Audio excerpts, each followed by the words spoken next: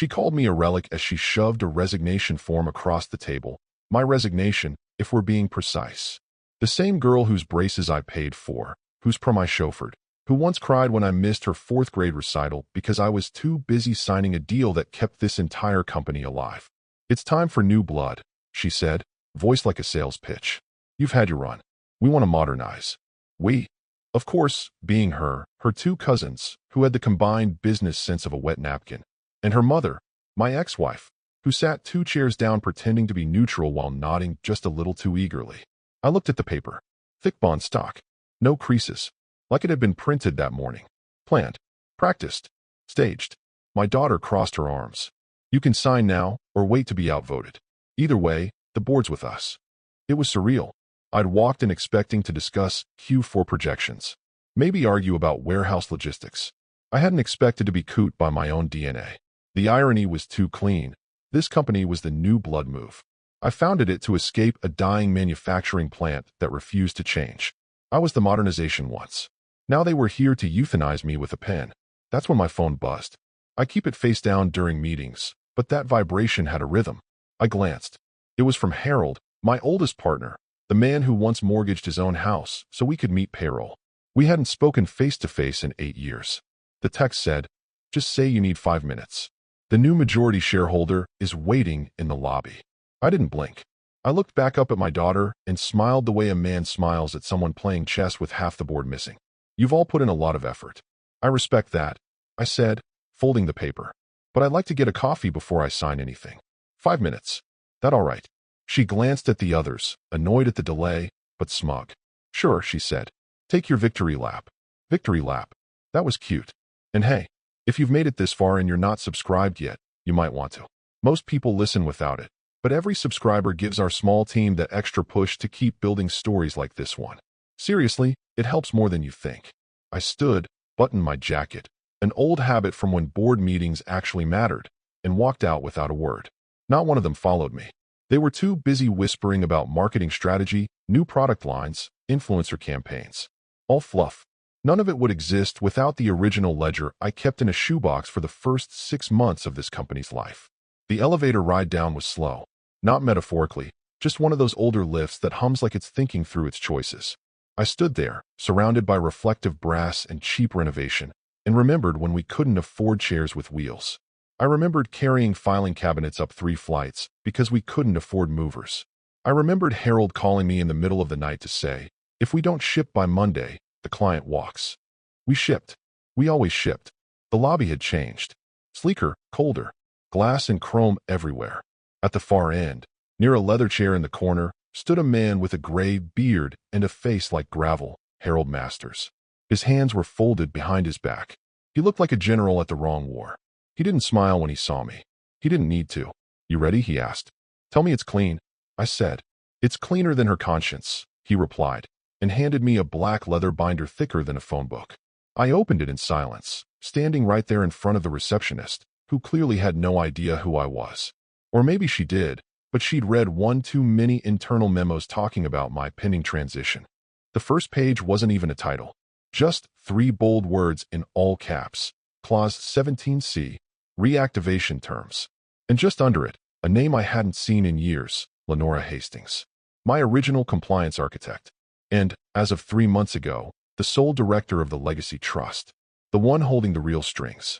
I closed the binder. Harold watched me closely. They're all upstairs thinking you've gone to cry into your coffee. Let them, I said. Let's go to your car. Because there are few things more dangerous than a man they've already buried, standing back up and asking for a pen. Harold didn't ask how I was doing, and I didn't offer small talk. That's how you know a man's real, when he skips the soft pleasantries and heads straight for the arterial line. We walked side by side in silence, the echo of our footsteps bouncing off the polished stone floor of the lobby. The receptionist glanced up, confused. She recognized me, I think. Or maybe she'd been briefed on the transition and didn't know if she should say good morning or goodbye. Harold opened the passenger side door of a matte black sedan. Old school BMW, the kind that doesn't have a touchscreen but runs like a cathedral bell. In the back seat sat a black leather binder. Not a laptop. Not a tablet. Paper. Ink. Wait. I slid in and closed the door behind me. The smell hit me first. Cologne, leather, and a faint trace of cigars. Not burned. Stored. Like a memory he carried. Harold handed me the binder. Open to page 3. I did. The first thing I saw was the Hastings Trust watermark. That alone told me this wasn't theater. It was infrastructure. The clause he referenced earlier was right there. 17C, nested inside an obscure appendix tied to founding equity. I ran my thumb across the margin. Old habit. She really never read it. Did she? Nope, Harold said, watching traffic instead of me. They all think everything digital is permanent. That real power can be copy-pasted. She led the proxy war that pushed you out, I said. And I kept my mouth shut, he nodded. Because you asked me to. I closed the binder. Clause 17C reactivates the founding lock. With board override, yes. And with custodial majority, it bypasses proxy control. The kicker, he added, is that we already triggered the threshold 2 quarters ago. You just need to finalize.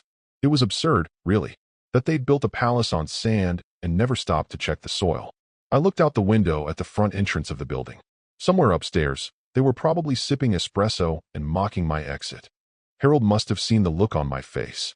She's not ready, he said plainly. She's aggressive. Clever, maybe. But she doesn't understand what this place is. She thinks it's branding and buzzwords. She doesn't know it's held together by 2 contracts and 3 old men who haven't taken a real vacation in a decade. That made me smirk. Speak for yourself. I took my grandson to Yosemite. And you answered emails the whole time. He wasn't wrong. I flipped further through the binder. Every dotted signature line was blank. Every clause had been highlighted and annotated by someone meticulous, Lenora's style. She never used yellow. Always blue. Never margin notes, only footnotes. If there was one person on earth I trusted to outfox my daughter's legal team, it was Lenora Hastings. I signed this, I said, and what happens? You trigger a reversion. Per the clause, it freezes proxy voting, halts any unauthorized structural changes, and reinstates founder veto power. You'll have 72 hours to finalize transfer back into active custodial control. I nodded slowly. She'll scream. She'll smirk, I corrected. Then scream. Harold gave a small laugh. She still wear that gold Cartier watch. Yeah. She wears it like she earned it. I didn't respond. He knew she hadn't. And the cousins? He asked. Following her lead. Drunk on the smell of proximity to power. Not their power, though. No, I said. Not yet. Harold turned to face me directly. We can do this clean. Or we can do it loud. Lenora's prepared for either. I didn't need loud. Loud is for people trying to prove something. I didn't need anyone to know I was back until they were already filling out new ID badges and wondering why the company Slack had a new admin. I signed the first page. Harold nodded, took the binder back, and handed it off to the driver, who'd been sitting silently the entire time. Deliver this to Lenora's courier. Secure handoff. No copies, Harold said. The driver nodded once, started the car, and pulled away without another word. We sat in the parking lot for a moment longer. Harold looked at me, not smiling. Just steady. She doesn't know what she started. I stared at the building. No, I said. But she's about to find out. I saw the writing on the wall 2 years ago. It started small, comments during board lunches about fresh thinking and phasing out legacy mindsets. My daughter had been planting seeds. She started inviting her cousins to closed-door meetings. Pushed 4 consultants with shiny resumes and empty deliverables. Tried to cut the R&D budget to fund a rebrand. That was the moment I knew I had to vanish from sight, on paper at least. So I did what any relic with teeth would do. I turned legacy into armor. I met with Lenora first. She was already semi-retired, consulting from a lakeside town where cell signal came and went like birds in winter. But her mind? Razor sharp. The same woman who once found a 3-word clause in a vendor agreement that saved us $4.8 million in arbitration. Your daughter thinks the board is the company, she said, flipping pages without looking. Let her. We'll give her the illusion of assent. Together, we drafted the new holding structure. I relinquished public-facing equity, transferred to a dormant entity registered under a custodial trust. Not a shell company in the Bahamas. Something quieter. Legal. Domestic. Ironclad. It looked like a retreat. In reality, it was a redirection of force. Clause 11C gave me latent veto power over any structural reorganization, if triggered by a founding partner and a governance breach. Clause 9.4 granted Harold's dormant seat voting privileges if and only if the trust's earnings ratio exceeded a hidden benchmark. It had. Years ago. Clause 17. That was the crown jewel. The founding custodial override clause. She never even saw it, because she never read the original ledger. The same ledger where, back in 1996, I scrawled the phrase, "Never give up control. Only disguise it." I handed that ledger to Lenora. She digitized it. Buried keys and footnotes, files, email threads no one in turn would dare open. We let the new wave of MBAs comb through dashboards and Slack threads, never realizing the roots were elsewhere. Even Harold's exile had been strategic, a decoy loss. By pushing him out publicly, we created the impression of a transition. But privately, his role shifted. He became my joint custodian in the trust. Every quarterly dividend, every bonus payout funneled through a structure they thought was dormant. She once bragged to her mother that I only held 12% after the last dilution round. 12. Like that number meant anything. What she didn't know, because she never learned to look at voting tier tables or contingent asset control indexes, was that I had access to trigger 52%. Quietly, legally, and, if necessary, destructively. The irony? I wanted her to succeed. That was the plan once. A slow handoff. Shadow mentorship. But she got greedy. Too fast, too loud. She wanted to replace the legacy, not build on it. She called me a relic. But the thing about relics? Some of them still hold the temple key. I remembered one board retreat when she mocked my handwritten meeting notes. "Why don't you just use your iPad like everyone else?" She laughed. I smiled and said, "Because ink survives the cloud." She rolled her eyes and left early that night with a consultant half her age and a bottle of $300 rose. I left behind more than ink. I left behind clauses buried like time bombs in contracts no one reads anymore. I left behind custodial triggers bound to performance ratios she'd never check because she was too focused on LinkedIn metrics and market buzz. And now the ratio had tripped. The earnings thresholds were met. The reactivation papers were signed. The custodian structure had shifted from dormant to live. The firm she thought she had won in a flashy boardroom ambush was already slipping out of her hands. She just didn't know it yet. The best part? None of it required a courtroom. No lawsuits. No press leaks. Just precision, timing, and 3 words. Clause 17 activated. By the time her legal team saw the paperwork, they'd realized the signatures were already there. Hers included. She had initialed the annual trust review. She had approved the funding mechanism. She had nodded, smiled, and signed away her upper hand. Because she thought I was just playing along. Nodding politely. Shrinking. Fading. They always think that, right before the lights turn back on. From the back seat of Harold's car, I watched the screen flicker as Lenora's face came into view. The connection wasn't perfect. She was dialing in from a mountaintop estate in Switzerland, where she'd retired to sculpt wood and terrorize attorneys from her sunlit study. But even through the blur, her presence cut like glass. "Status?" she asked. No pleasantries. No greeting. Lenora never wasted breath. She's initiated a hostile transition. Proxy support from her cousins. Attempted board override using public shares. Standard coup choreography. Lenora's lips thinned into that familiar line I remembered from our IPO days. The same look she gave before gutting a predatory vendor with nothing but 3 footnotes and a post-it note. "You want to invoke?" she asked, voice flat. "Fully," I replied. And with disclosure. She raised an eyebrow. "All of it. All of it." That gave her a pause. She leaned back in her chair, tapping her pen once against the wooden desk. "Then they're done," she said simply, and disappeared from the screen. No drama. No gavel slam. Just procedural annihilation. Harold's assistant didn't speak. He just handed me a slim phone to confirm the next step. "Courier's already en route," the assistant said. "ETA 6 minutes. Should align with mid-meeting pause." I nodded. "Send." He typed something into his tablet and nodded back. That was it. No code names, no melodrama. Just quiet action. At that same moment, somewhere between the building's revolving doors and the freight elevator, a man in a navy suit walked in carrying a sleek black briefcase. He wasn't tall, didn't draw attention, didn't ask for directions. He went straight to the front desk, presented a sealed badge with a golden insignia, one I recognized as Hastings Group Internal Counsel, and said, "2 deliveries. Secure hands only. Where's the boardroom?" Reception hesitated, glanced at his badge, then buzzed the floor. Upstairs, they were likely pouring more coffee, talking about my graceful exit and how to announce the generational shift in our next press release. Probably using phrases like next-gen leadership and vision for the future. My daughter likely had a folder on her iPad with mocked-up headlines for tech blogs. I could practically hear her voice. "We'll frame it as his retirement. Respectful, classy, non-disruptive. But disruption had already arrived. The courier made his way to the executive elevator. Two security staff tailed him without speaking. They weren't told what he carried, just that it had to be delivered at 10:11 sharp. Not 10:10, not 10:12. One envelope went to the boardroom, the other to the legal office on floor 5. Identical contents, but different consequences. I stepped out of the car and walked back toward the building, timing my entrance. I didn't want to be seen before the package landed. Timing was everything. Let them get halfway through their performance before the curtain dropped. The assistant buzzed again. Confirmation received, he said. Board envelope delivered. Legal acknowledged contents. Second stage notification to shareholders scheduled for 1 p.m. New access credentials will propagate in 3 hours. 3 hours. That's how long they had to enjoy their fantasy. Inside, they'd start reading the packet. At first, confusion. Then whispers.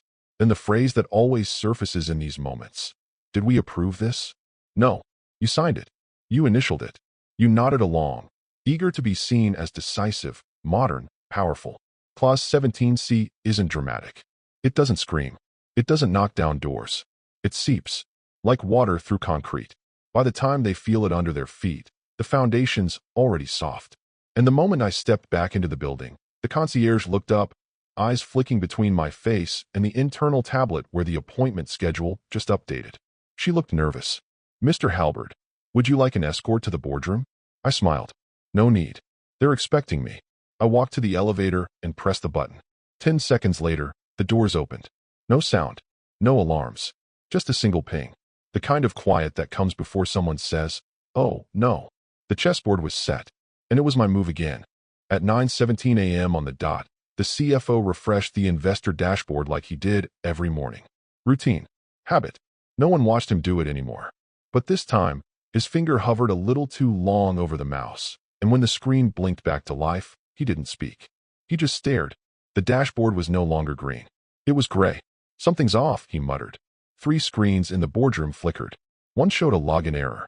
Another showed a blank voting pane where there used to be colored bars indicating shareholder alignment. The third, which tracked real-time proxy calculations, pulsed once, then displayed a flashing message in red. Insufficient quorum. Custodial rebalance detected. My daughter leaned forward, annoyed. Refresh again. He did. Same result. The cousin to her left, the one with the MBA from an online school he never talked about, checked his tablet. My shares just disappeared. Don't be ridiculous, she snapped. They can't just vanish. But the screen said otherwise. His 11% was now showing as custodial suspended. His face lost its smugness. The cousin on the right, who rarely spoke and wore his insecurity like cologne, muttered, I think mine are gone too. That's when my daughter reached for her iPad and tried logging into her executive dashboard. Access denied. She tried again. Denied. Third attempt. Locked out. She turned toward the CFO. Get IT. He nodded and reached for the landline, then paused. No tone. She pulled out her phone and dialed the internal extension manually. Nothing. She texted the head of IT directly. The message showed as delivered, but never read. That's when legal burst into the room. The junior counsel, not the sharp one, but the one who always repeated legal terms too loudly to sound smart, entered breathless, eyes darting. There's been a triggering event, he said. My daughter stood, arms crossed. Of what? The attorney swallowed. Clause 17. She tilted her head. I thought that was dormant. He looked sick. Apparently not. Your father's reactivation was filed. This morning. The room stilled. Like someone had cut the audio in a movie. She blinked. Reactivation of what? The attorney didn't answer. He just slid a thin, sealed envelope across the table. The kind that screams, this wasn't supposed to exist anymore. She opened it. 3 lines of text. 1 signature. 1 timestamp. 9:03 a.m. The paper was heavy, signature stock, embossed seal at the top. Hastings Trust watermark faintly visible under the light. She read it again. Then a third time. The founder lock, she whispered, her voice no longer projecting. He reactivated the founder lock. And with that, the illusion cracked. A system administrator from downstairs tried to call up, but was blocked at the security level. Building access had rerouted admin controls to an internal loop tied to the trust. The infrastructure didn't scream. It simply shifted. Proxy voting? Frozen. Digital authorizations? Nullified. Investor dashboards now reported directly through a mirrored server maintained by the Hastings Custodial Authority. a backup node that none of them knew existed because it was registered under a separate compliance shell. They thought they were in control. They'd been walking confidently across a floor that was already shifting under them. And now, my daughter looked around the room and realized no one was speaking. Not the cousins, not the CFO, not even her mother, who had been unusually quiet since arriving that morning with too much lipstick and not enough loyalty. Why didn't I see this coming? She said to no one. The answer was simple, because she didn't know where to look. Because while she built power through visibility, press, positioning, posturing, I had built mine through structure. Through the unglamorous, uncelebrated clauses buried so deep that even her legal team wouldn't think to check them unless someone bled on the floor. And they had. Clause 17 didn't just exist. It waited. It waited for arrogance, for hubris, for the moment someone declared, "It's my turn now," without understanding what the company really was. Not code, not branding, not a sleek headquarters with espresso taps and a TikTok strategy. This place was built on steel, handshakes, sacrifices that her PowerPoint presentations couldn't fit on a slide. And now, that steel was folding back into place. She stood in the middle of the room, phone in hand, completely disconnected. Not from Wi-Fi, from power, from control. And the real hell hadn't even begun yet. The panic was almost impressive in its choreography. My daughter stood at the head of the boardroom table, jaw clenched, eyes darting as if sheer intensity could reverse what had already been written in ink. "File an objection," she barked, pointing to the junior legal associate, who dropped her coffee trying to reach her laptop fast enough. An internal objection, the equivalent of hurling a pebble at a freight train. "Get the compliance officer up here," my daughter added, turning toward the phone. Now, the phone, at least, had finally come back online. A minor mercy. Or maybe the system was just toying with her now, giving back basic functions while the deeper architecture rewired under her feet. 2 floors below, the compliance officer, gray-haired, slow-moving, meticulous, was already reviewing the packet delivered to legal. He'd seen the Hastings Trust seal and muttered, "Oh hell," before even opening it. He didn't rush. He didn't run. He simply walked up to the boardroom with the slowness of a man about to euthanize someone's favorite horse. When he entered, the room went still again. He held the envelope in one hand, like it weighed something terrible. "I need to verify signatures," he said, adjusting his glasses. "You need to invalidate this," my daughter shot back. "It's forged. It's irrelevant. It's ancient." He cut her off gently. "It's none of those things." She blinked. "What?" He unfolded the document, laid it flat on the table, and pointed to a line near the bottom. This signature was verified via 3-step custodial match. Timestamped. Digitally notarized. "The chain of custody is clean." "That's impossible," she said, arms folding tight across her chest. "More than possible," the compliance officer said, his voice flat. "It's bulletproof." That's when the lawyer, her hand-picked counsel, the same one who once bragged about clerking for a federal judge, began to tremble. Literally. His hands shook as he flipped through the pages, scanning clauses like a drowning man looking for shore. "Clause 17 was filed 2 years ago," he said softly. "No, it wasn't," she snapped. "Yes, it was. Filed. Activated. Set on a 2-year dormant trigger cycle." He looked up at her like a man who had just seen the glacier he'd ignored all morning crack down the middle. You signed off on the annual trust review last April." "It's initialed." Her face flushed. "I don't remember that." He nodded slowly. "It was page 72. Back page. Single line item. You initialed it at 2:14 p.m. I have the PDF." Her voice cracked. "That wasn't explained." "It didn't have to be," he replied. "It was a review acknowledgement, not a renegotiation. It acknowledged activation timing. And clause 17 was active. That's when the phones started buzzing. Investor lines. Some direct. Some routed through the executive office. Most asked the same 2 questions. What's happening? And who's in charge? The CFO turned ghost pale. He opened a group chat that had been dormant for over a year, the founding shareholder channel, and saw a message sitting unread, timestamped 30 minutes ago. "From me. Per clause 17C, custodial control has been reinstated. I'll be upstairs shortly." He didn't even speak. He just turned his screen around and showed it to the others.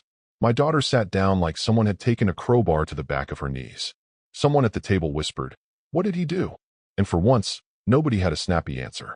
Because they weren't dealing with a man throwing a tantrum. They weren't dealing with a relic clinging to relevance. They were dealing with architecture, with decades of legal scaffolding designed not to protect power, but to return it, silently, when betrayed. She stood again, wobbly now, voice sharp but desperate. Fine, fine. Then we'll make it public. Tell the investors he's destabilizing the company. Get ahead of it. But legal was already shaking his head. We can't. Why not? Because per clause 9.4, once 17 is activated, all internal statements must go through Hastings' custodial review. You can't issue anything. Not a tweet. Not a memo. And who runs Hastings' custodial review? The lawyer's mouth opened. Closed. I answered the question myself when I stepped into the room 2 minutes later. Everyone turned. I didn't sit. I just looked at her and said, "You're not out of options. You're just out of illusions." And then I placed my phone on the table. Lenora's face lit up the screen again. She didn't wave. She simply said, "Shall we begin?" The room had a strange new gravity by the time Harold entered. It was almost noon, but it could have been midnight for all the light that reached their faces. Gone were the smirks. Gone were the performative smiles and crossed legs and smug glances over designer glasses. In their place, silence, brittle and breathless. Harold didn't make a show of it. He never did. He stepped in like he was late to a dentist appointment, glanced around the boardroom like he was mentally calculating how many of these people would last the fiscal year, and then pulled out a chair, not at the edge of the table, but at the head. The one my daughter had taken earlier that morning with such ceremony. No one stopped him. He didn't sit. Not yet. He just looked at her and spoke like a disappointed uncle at a family funeral. "You wanted to fire the man who built this," he said, resting his knuckles on the table. Turns out, he just rehired himself. The only sound was the HVAC kicking in above us. The cousins looked like they wanted to slide under the table. The CFO checked his watch, again. Even the junior attorney stopped pretending to read and started reviewing his own resume in real time. Eyes glazed, fingers twitching toward his phone. My daughter? She stared at the folder in front of her. The one Lenora's courier had hand-delivered. The one with a red, verified stamp on the top right, and a watermark only 3 people in the company could authenticate. Her fingers were clenched around a Mont-Blanc pen that now looked like a toy in her hand. She didn't speak. The screen on the wall blinked to life again, and Lenora's face appeared once more. She was now in a different room, warmer lighting, a darker sweater, a cup of tea near her elbow. She looked like she'd just returned from a stroll around the Alps. Her tone, however, was all business. Per Articles of Incorporation, Section 1.1, Subsection B, she said, and pursuant to Clause 17C, the motion for reinstatement of founding custodial authority has passed. The vote is binding. Effective immediately, chairmanship returns to the founder, Mr. Halbert. She didn't ask for applause. She didn't wait for nods. She just sipped her tea and added, "All executive functions will now route through the FCA office. Any disputes may be lodged via compliance channels, though they will be non-binding during the transition window." Translation, you can cry, but nothing changes. Harold finally sat, leaned back like it was just another Tuesday. He looked across the room, locking eyes with the younger cousin, the one who tried to push out our head of logistics 2 months ago. "I'll be reviewing department-level performance starting tomorrow," he said. "No need to prepare anything. I like honest messes." He glanced at the other cousin. "And I expect to see a full audit of your expense reports, especially the ones labeled Client Entertainment from Las Vegas. Just to be safe." The color drained from both their faces. Then it was my turn. I walked slowly to the far end of the table and stood beside the seat I had once occupied for over 2 decades. The one that had seen the signing of our first vendor contract, the vote to go international, the night we stayed until 3 a.m. negotiating our first acquisition deal. I didn't sit yet. I just looked at my daughter. Still, she didn't speak. She didn't even meet my gaze. Instead, she slid the paper in front of her across the table. But this time, not toward me. She pushed it away. Not a word. No protest. No apology. Just the subtle realization that the house of mirrors she'd spent the last year building had collapsed under the weight of actual structure. I picked up the paper. It was her proposed transition outline, still unsigned, now obsolete. At the bottom, she had written a quote in pencil, something she must have planned to use in her speech. "Legacy isn't what you inherit. It's what you earn."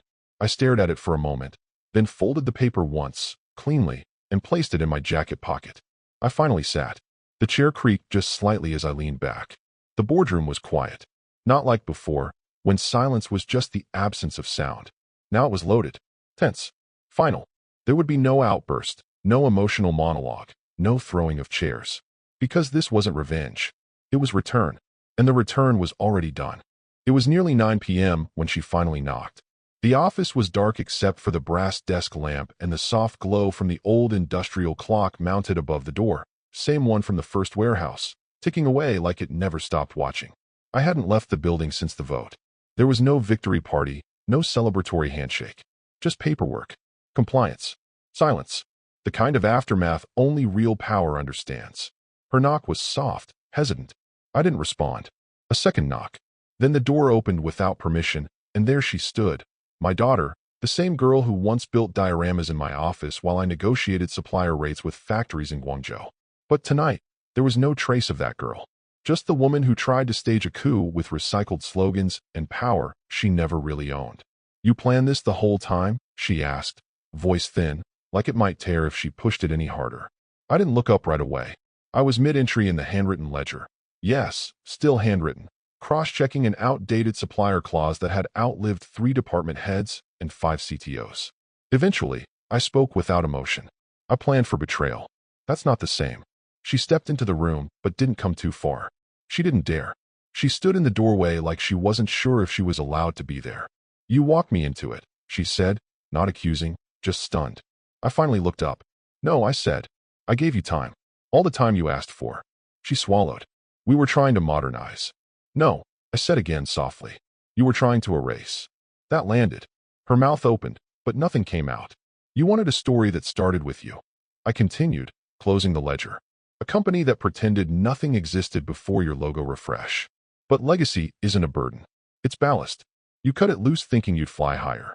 But all you did was drift." She looked down at the floor, not like a child in trouble, more like a CEO staring at bankruptcy numbers she no longer knew how to fix. "I didn't want this," she whispered. I stood, slowly. No rage, no raised voice. Just presence. "You didn't read this." I tapped the closed ledger. "This company," I said, "was built with cuts on my hands and debts in my name. I missed your birthdays so this building wouldn't miss payroll. I held it together when 3 suppliers pulled out during the 2008 crash, and your mother told me I was a fool for not selling." I stepped toward her.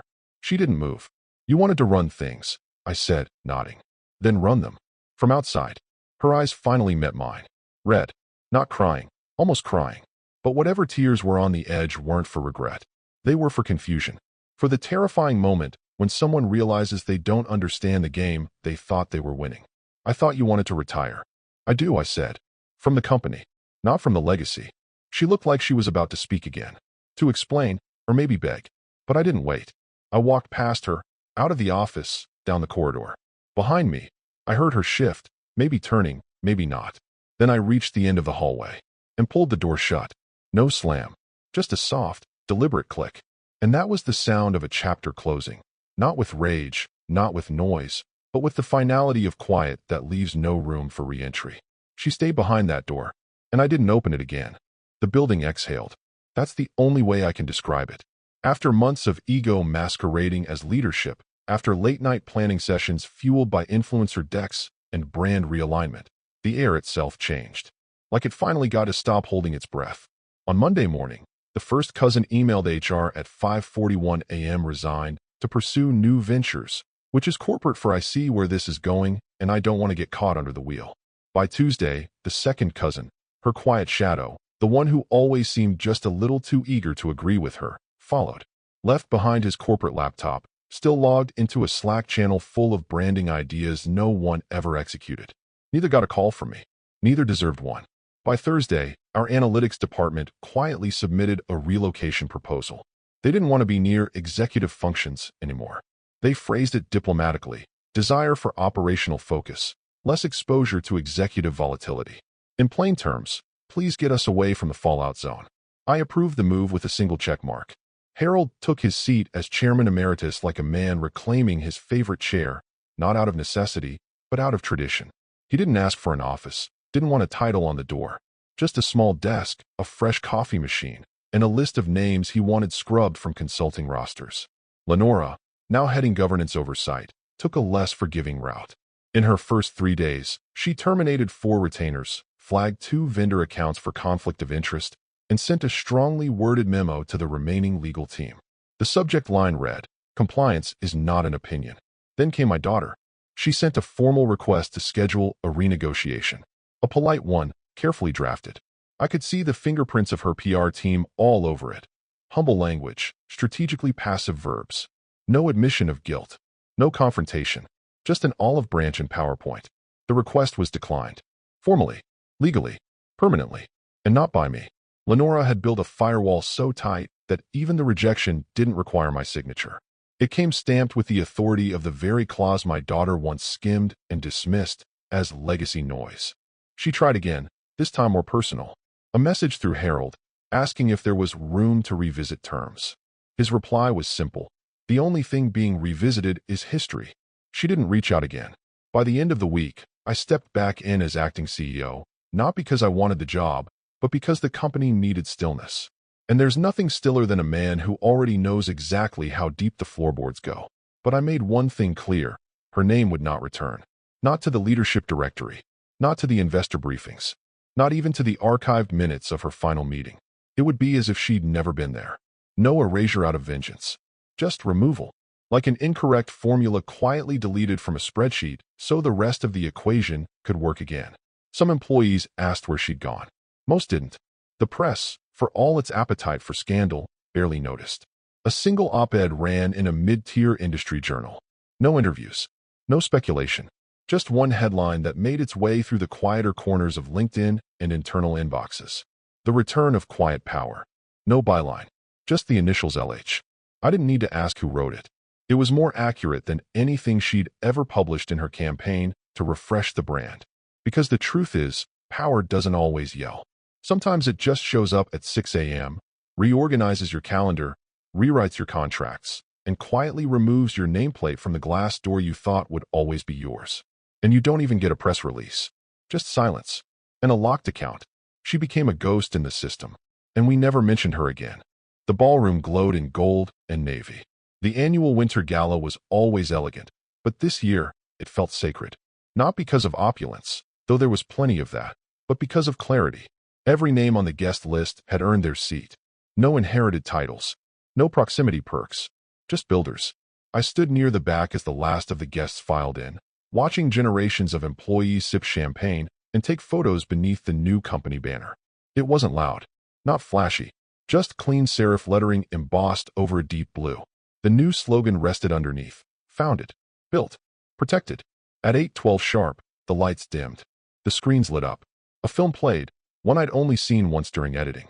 Black and white photographs of the garage. The cluttered workbench.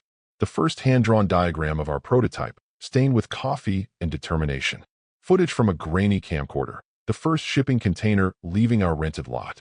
The day we hit our first million in revenue. When the ceiling tiles leaked and our server room was a closet with 2 fans running overtime. Then came my voice. Calm. A little weathered. Unapologetic. You don't inherit a legacy, I said. You build one. You protect it. The film didn't feature her. Not in passing. Not even in group shots. It wasn't erasure. It was alignment. This wasn't a story she belonged to. She tried to hijack a moving train and paint over its name. But the train never stopped. It just changed conductors. Applause followed, slow at first. Then rising. Not forced. Not orchestrated. It came from people who remembered what we'd all been through. Before the polished floors. Before the curated leadership decks. Harold was at my side, hands folded behind his back, nodding like a pastor watching a congregation remember why they built the church. Lenora didn't attend in person. She never liked crowds. But her letter was framed beside the gala program. What is built with purpose cannot be stolen by trend. When I took the stage, I didn't speak long. Just 10 words. Legacy isn't claimed, I said. It's proven. Thank you all. The room stood. Not for me. At least not just for me. But for the idea of what we protected. For the long hours, the late nights, the early mornings when no one outside those walls gave a damn what we were building.